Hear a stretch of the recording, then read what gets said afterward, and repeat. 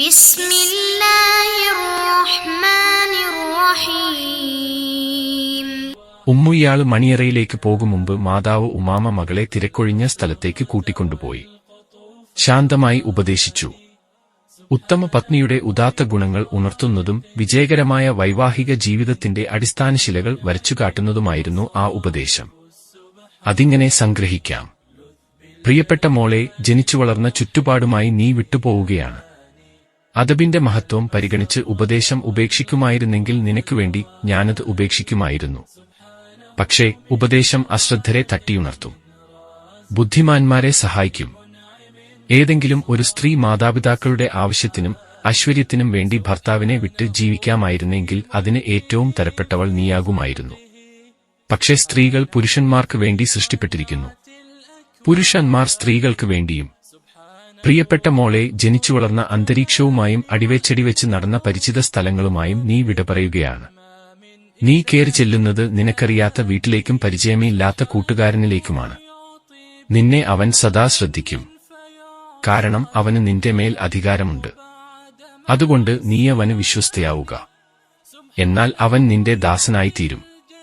10 കാര്യങ്ങൾ നീ ശ്രദ്ധിക്കുക, അത് നിനക്ക് സൂക്ഷിപ്പു സ്വത്തായി തീരും. 1. ഉള്ളതുകൊണ്ട് തൃപ്തിപ്പെട്ട വിനയാൻവിതയായി കഴിയുക. 2. നല്ലപോലെ കേൾക്കുകയും അനുസരിക്കുകയും ചെയ്യുക. 3. 4. അവന്റെ കണ്ണും മൂക്കും പതിയുന്ന സ്ഥാനങ്ങൾ നീ ശ്രദ്ധയോടെ സൂക്ഷിക്കുക. നിന്നിൽ നിന്ന് ഒരു ചീത്ത കാര്യത്തിലും അവന്റെ കണ്ണുപതിയാനോ സുഗന്ധമല്ലാത്തതൊന്നും നിന്നിൽ നിന്നവൻ വാസനിക്കാനോ ഇടവരരുത്. 5. 6. അവന്റെ ഉറക്കിന്റെയും ഭക്ഷണത്തിന്റെയും സമയം നന്നായി ശ്രദ്ധിക്കണം, കാരണം നിരന്തരമായ വിശപ്പ് അഗ്നി ജ്വലിപ്പിക്കും. ഉറക്കിന്റെ തടസ്സം കോപത്തെയും. 7. 8. അവന്റെ സമ്പത്ത് ശരിയായി കാത്തുസൂക്ഷിക്കുകയും അവന്റെ കുടുംബങ്ങളെയും ആശ്രിതരെയും നന്നായി നോക്കുകയും ചെയ്യുക. സാമ്പത്തിക കാര്യങ്ങൾ ശരിയായ ആസൂത്രണത്തെയും കുടുംബ പരിപാലനം ശരിയായ നിയന്ത്രണത്തെയും ആശ്രയിച്ചു നിൽക്കുന്നു. 9. 10. ഭർത്താവിനോട് ഒരു കാര്യത്തിലും അനുസരണക്കേട് കാണിക്കരുത്. അവന്റെ യാതൊരു രഹസ്യവും പരസ്യപ്പെടുത്തരുത്, കാരണം അവന്റെ കൽപ്പന അനുസരിക്കാതിരിക്കുമ്പോൾ അവന്റെ ഹൃദയം ദ്വേഷം കൊണ്ട് കത്തിജ്വലിക്കും. അവന്റെ രഹസ്യം നീ വെളിച്ചത്താക്കിയാൽ അവന്റെ വഞ്ചനയിൽ നിന്ന് നിനക്ക് നിർഭയത്വം ഉണ്ടാകില്ല. പിന്നെ അവൻ ദുഃഖിതനാവുമ്പോൾ അവന്റെ മുമ്പിൽ നീ സന്തോഷം കാണിക്കരുത്. അവൻ സന്തോഷം കൊള്ളുമ്പോൾ നീ വ്യസനം പ്രകടിപ്പിക്കരുത്.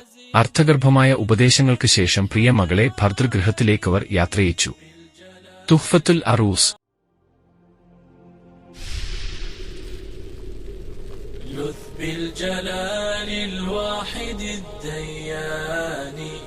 تلقى المسرة والقطوف دواني، سبحانه من خالق من رازق من منعم، هو صاحب السبحان.